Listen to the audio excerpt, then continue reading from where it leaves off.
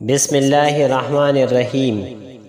الظالم ميت ولو كان في منازل الأحياء والمحسن حي ولو انتقل إلى منازل الموتى. الظالم ظالم انسان میت مرد ولو كان في منازل الأحياء اگر کو د ژوندو په کورونو کې اوسیږي. والمحسن او احسان کوونکی حي دا ژوندی دی ولو انتقل الى منازل الموتى اگر کو قبرستان ته منتقل شي.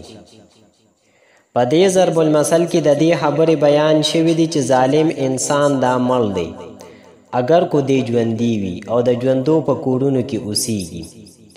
ځکه چې ظالم انسان دې د هر چا نه ایري، څوک یې یادوي نو کو څوک یې یادوي هم نو په بدو یادوي.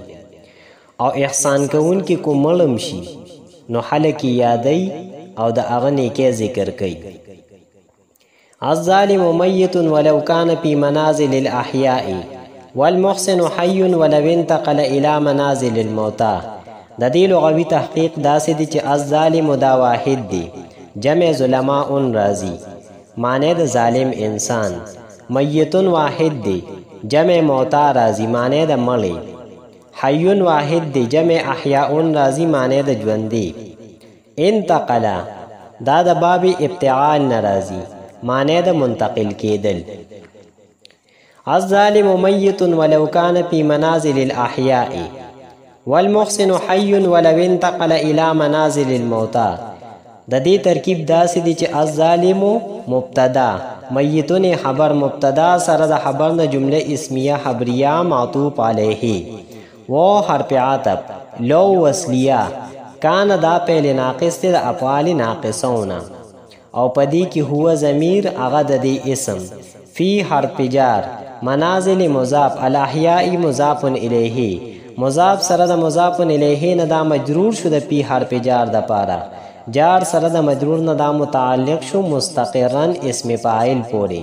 مستقرن اسم فاعل پدې کې هو ضمیر هغه د دې فاعل، اسم فاعل سره د خپل فاعل او متعلق نه دا شبه جمله خبر شو د کان فعل ناقص لپاره.